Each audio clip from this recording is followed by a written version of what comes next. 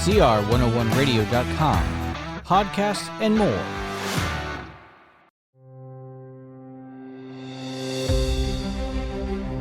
The Chalcedon Foundation presents Eschatology and History, Part 12 of R.J. Rushdoony's lecture series, American History to 1865.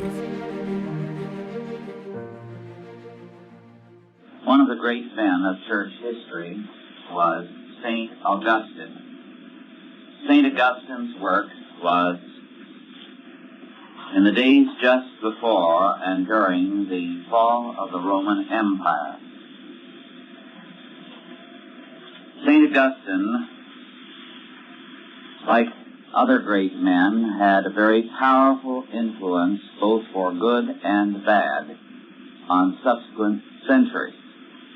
The influence of St. Augustine has been determinative both in Catholicism and in Protestantism, so that both of these two great branches of Christendom can rightfully look to St. Augustine as the great church father and the profound influence on their formation.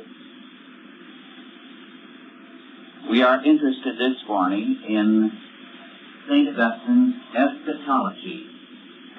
Eschatology means the doctrine of the last things. In eschatology, we deal with how the future of the world is to be determined as it approaches the end of all things. Now, those who are premillennial have a particular type of eschatology. Those who are amillennial, another. Those who are postmillennial have still a different form of eschatology. Those are the three main branches of eschatological thinking. The eschatology of St. Augustine was very profoundly influenced by his background, which tended to be Manichaean. Now, Manichaeanism was a very powerful religion of the day, which spread throughout the Roman Empire, was very popular in army circles and carried by the army wherever it went. For a time, Manichaeanism was a great rival of Christianity. It also had a very profound influence on Christianity, a very deep one, and it was a thoroughly bad influence. The basic belief of Manichaeanism was that there are essentially two kinds of God and two kinds of being.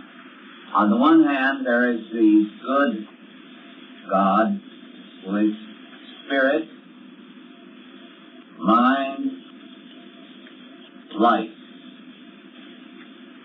Then there is the bad God, who is matter, who is desire, and who is darkness.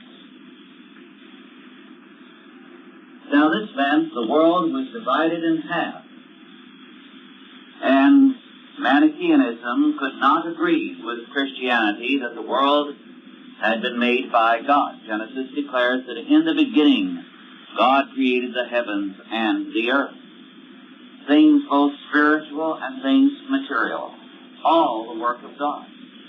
And God, when he created it, declared that it was all very good.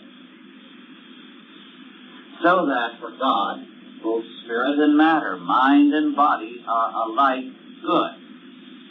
When man fell in the totality of his being. You often hear the emphasis that we should, as Christians, be more spiritual. Well, now, the people who say that don't fully realize perhaps what they mean. In fact, we're all guilty of using that language because it's become so much a part of our language. I know at times I'm sure, used it. But we really don't mean that. What good is there in being spiritual, necessarily? After all, Satan is a spiritual being, and he is totally evil. You can be satanic and be spiritual.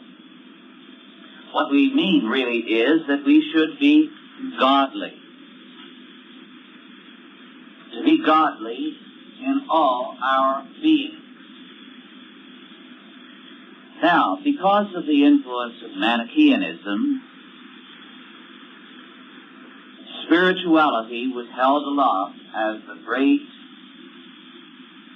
and the good objective of man.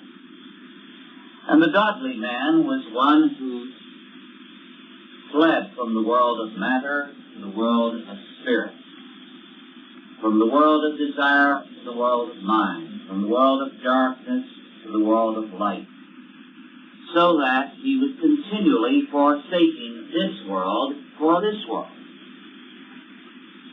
This meant also that if you were too interested in material things, there was something wrong with you. Now you find this among some people. They act as if you are interested in being well-dressed, and if you really enjoy food, there's something very, very ungodly about you. You're not spiritual. Well, this is not biblical. The Bible tells us that God blessed Abraham materially. The Bible makes it clear that we are to rejoice in the good things that God has given us. Nowhere does the Bible despise material things, nor does it identify sin as material. It identifies sin as rebellion against God, as trying to be your own God. And sin is as much in the mind as it is in the body. Sin is something that possesses, that governs the whole life of man, just as holiness, godliness, possesses and governs the whole life of man. Now we've taken a little time to go into this matter of theology because it is so important to an understanding of a very basic aspect of church history as it affects American history. Because St. Augustine, who was a very great theologian, very sound in many respects, strong in emphasizing predestination, strong in emphasizing the sovereignty of God, strong in his emphasis on the Trinity, had, as a young man, been a Manichaean for a while, he never entirely shook the influence thing. And so, when he looked ahead to the future of the world, his idea of the church was that the church was a kind of a monastic cell. That the purpose of Christians was to withdraw from the world and of the church, to reach out into an evil world and take people and bring them inside the walls, as it were, of the monastery. So all around you had the evil city of man. That's biblical, to see the world is divided between the city of man and the city of God. But not to see the development as St. Augustine saw it. And so he felt what we must do is to bring people into the church. And the church is a kind of fortress and a refuge where you sit out and wait out the end of the world. So, in a sense, the essence of being saved was to retreat from the world. Now, to hold such a belief certainly is going to color your attitudes towards what constitutes the Christian life. And so it is that wherever Augustinian eschatology has had a profound influence, as in the Middle Ages, the highest form of Christian life is to retreat into the cloisters, into the convent, into the monastery, to withdraw from the world into the church. In the same way, where it has had a profound influence, as in various ammill circles, amillennial circles. It has produced a like belief. You had Protestant groups, for example, here in this area, not too far away, that is, in Pennsylvania, who in the colonial period were building cloisters, monastic cells, and when you were converted, you withdrew from the world and you lived in a convent. And for many of these groups, they were against marriage, Protestant groups. Why? Because they had bought St. Augustine's eschatology, and they believed there should be a retreat from the world. St. Augustine's view, thus, was very powerful throughout the centuries. Now, it did not determine everything within the Catholic Church, because there were Catholics who did not share this. But it was determinative in a good deal of the Middle Ages. It has been very powerful in the Protestant churches. The Christian Reformed Church, for example, some of you may know of it, is predominantly amillennial or Augustinian in its outlook. To a very great extent, the Orthodox Presbyterian Church is. To a very great extent, a great many other churches and denominations are Augustinian.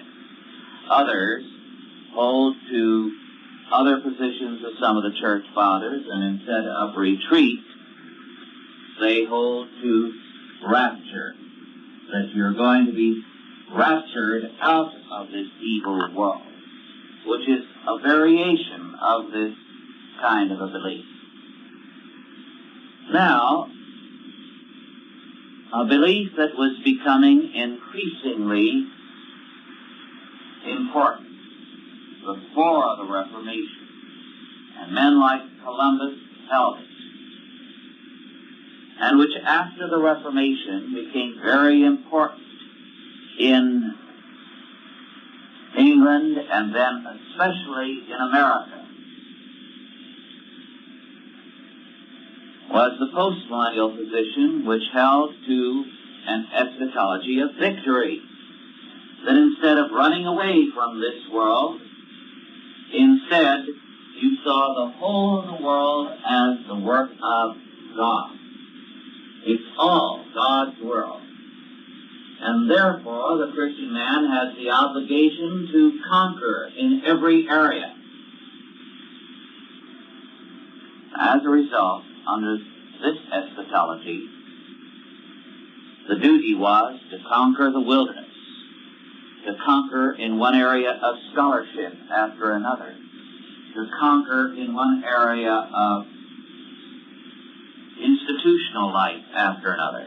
It's not surprising, for example, that the Puritans in England were the founders of modern science, or that in America, under the influence of this type of eschatology, there was a very, very tremendous outburst of inventiveness. This was a form of conquest. Go out and conquer in one area after another as a religious duty. So, there was emphatically a very, very different character to any country that held, instead of retreat and rapture, to the belief in conquest.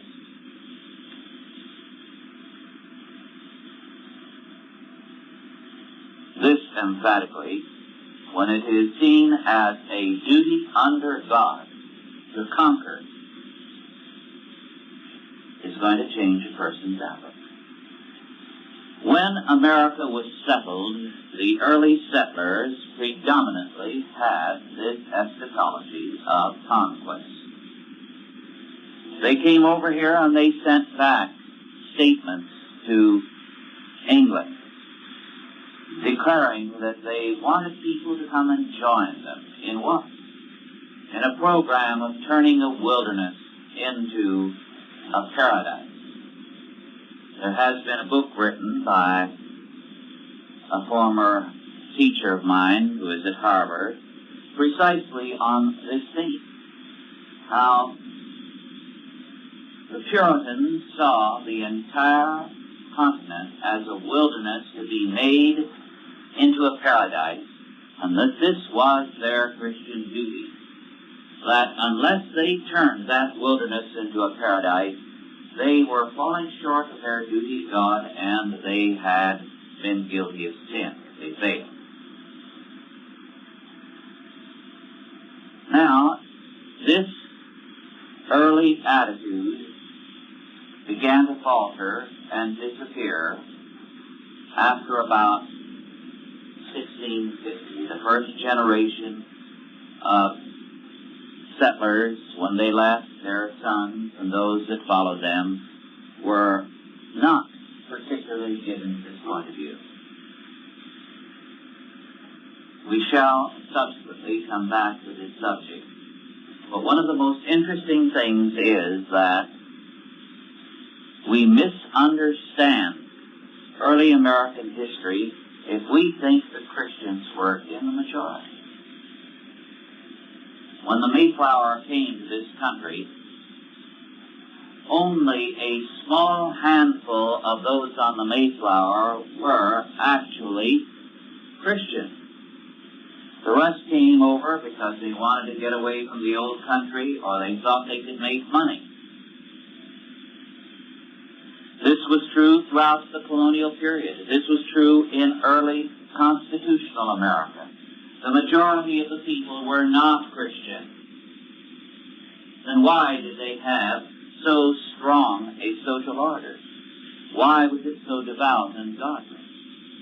Precisely because the Christians, whenever they were dedicated to a belief in their obligation to conquer in Christ's name and to rule in the name of Christ, were doing precisely that. And it is amazing the extent to which they did dominate the society. It would be very difficult for us to grasp the extent to which they dominated the society of the time. Perhaps when we return to this subject later, I can bring you some of the statistics on the Mayflower. I don't have them with me at the present. But emphatically, their proportion was very, very small. It remained small for a long time. There are today more people who are Bible-believing Christians than in any previous era of American history, probably. And they are more impotent. Why? Because they do not have an eschatology of victory. And they had it at that time. This made the difference. We shall be dealing somewhat later with the extent of the ignorance of Americans of the Bible, especially when the frontier was opened up. I'm going to give an entire hour. We might get to it tomorrow, if not early in the week, with the frontier and the religion of the frontier, how ignorant the people in the frontier were. These people went out there, they lived out there, far from anyone else. There would sometimes be a mile between log cabins. And the children would grow up without any knowledge of the Bible. I'll tell you a bit many stories later on of how ignorant they were, but just one now as a little foretaste of the kind of thing that we're going to be dealing with. One of the frontier preachers who went to a lonely log cabin to work with these people, to speak to them about Scripture, and to try to convert them. And several of these families for a few miles roundabout were invited there for the evening. When they sat down to eat, opened both the dinner and later on the service with prayer. And the next day, when he was going elsewhere, a little boy who had heard about him from other boys came up to him and said, "Are you the man who talks to his plate?" Now, that's all he knew about prayer. It was something totally new to him. As somebody who began dinner with prayer with some peculiar character who talked to his plate. Now, that's how ignorant people were of any knowledge of God. And yet, that society was dominated by Christianity precisely because of its eschatology. You see, you never have to have a majority to dominate a country. Only a dedicated minority who knows what it believes and is determined in the name of God or of whatever it believes to establish a particular belief or faith as the dominant social force of the day. Now, before we go any further, are there any questions about anything we've dealt with this time? In a sense, our subject thus far has been more theoretical and theological than historical. But I do want you to understand this thoroughly, so please do not hesitate to ask any questions. If you think the question in your mind might be stupid, don't worry. That's the best kind of question because it's the kind of question you can learn the most from. No questions? All understood it perfectly?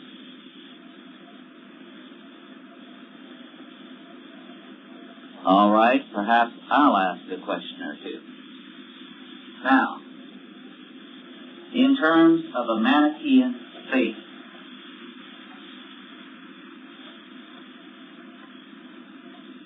to what great extent has the modern world been influenced? And to what extent would you say the modern hippie is a Manichaean? Yes.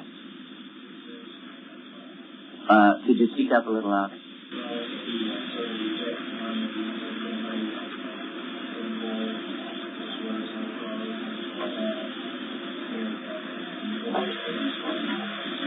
Right. Did you all hear that? The hippie, because he rejects the material world and he despises people who are interested in material things. He rejects cleanliness. And people who are Manichaean tend to feel there's a virtue in being dirty because it shows you're despising the body. You see, you're not putting any great value on it. The Manichaean tends, therefore, like the hippie, to despise the body, to despise material things. They look down, the hippies do, on you and on their parents because they feel there's some virtue in having a good home and good clothes and being well-dressed and clean and neat in appearance. Consider, for example, one very important sign of Manichaeanism in our midst. The fact that for the first time in a long, long time, lice have become common. There was an article in the Wall Street Journal this year about how lousy public school students have become. And it has become a major problem in many, many public schools. The kids are lousy. And the biggest growth industry of the past few years has been the industry dealing with lice powder or some kind of lice control. They've been doubling their business every year or so. And of course, this is a product of Manichaeanism, a contempt of this world, a contempt of anything that points to a respect for the body. Now, any other examples of Manichaeanism in our modern world? Can anyone else think of instances of Manichaeanism? Well, how about the radicals and their contempt of middle-class virtues? Middle-class liking for good homes. Have you noticed how although the hippies talk a great deal about ecology, if they take over any house, the yard becomes an ecological disaster. Now that's Manichaeanism. They may talk a great deal about having a respect for nature, but ultimately they really despise it. Because being Manichaean, they're just using it as an argument against us, that we who profess to like the world are really abusing it. So they have a Manichaean contempt for the world round about them. Now, let me add this. Some Manichaeans would switch their gods. They would say, this God is the good God, and this is the bad God. So we're going to like matter, darkness, and desire. This is why today you have a group of people who worship what? Satan, yes. Because you've had a revival of Manichaeanism through the hippies, Satan worship follows. And those who are Satan worshippers have become so precisely because they have decided this is good and this is bad. They've divided the world in two. And they say, we've got to see the world in part as good, in part as evil. And yet God said it was all good, it all fell, it is all going to be redeemed. And it is not one aspect of the world that is good or bad, it is sin. Sin that is the problem. Sin that corrupts both mind and body. Now, any other examples of Manichaeanism in our midst? Well, anyone who is pessimistic or hopeless about the future has elements of Manichaeanism in it. Because he is saying the world is just going to go to the dogs because it isn't the world that is important in the sight of God. It's just souls.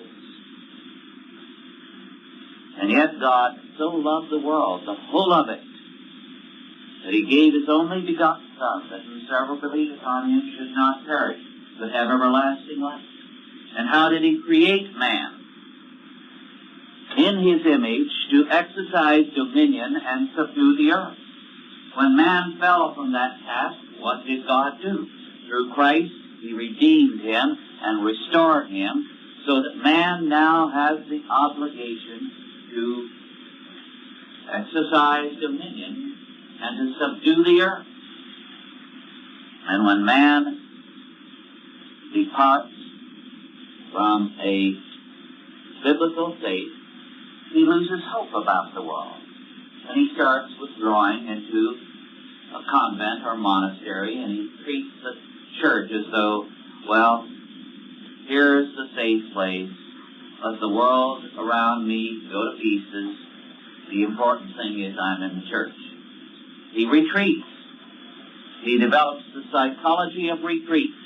And wherever you have the psychology of retreat, of surrender, you have Manichaeanism.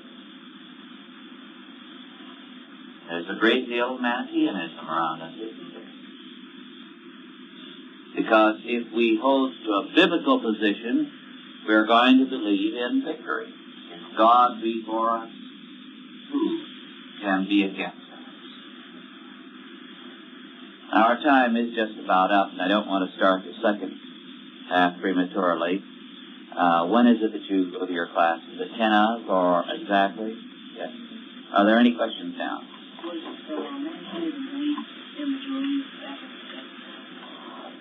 The question is, was Manichaeanism a majority belief in Augustine's time?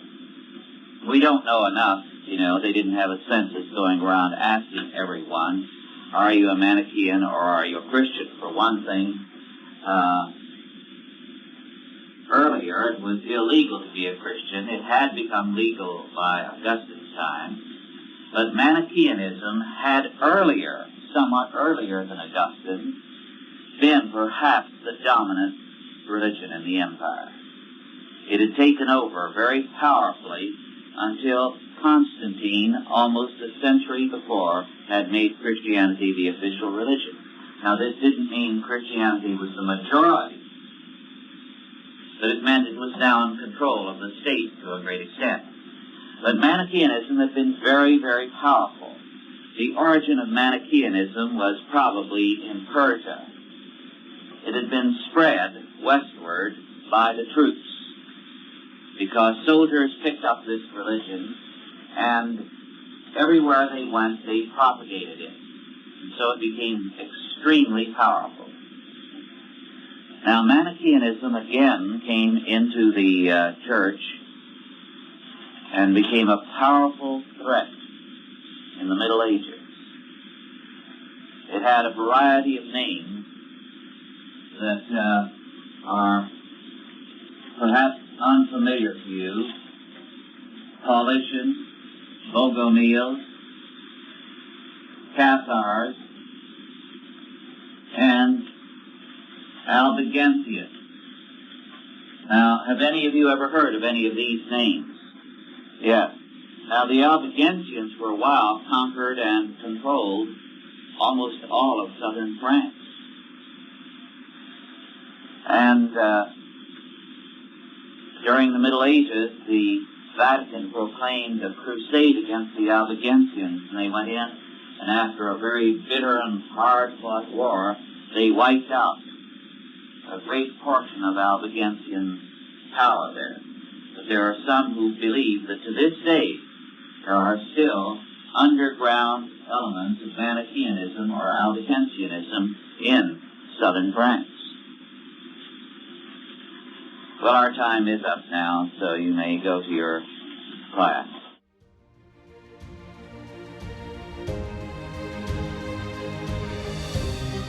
This has been a Chalcedon Foundation production, produced by Grace Community School and Nicene Covenant Church. If you enjoyed this lecture, be sure to visit chalcedon.edu for more lectures and series by R.J. Rushdoony and the Chalcedon Foundation.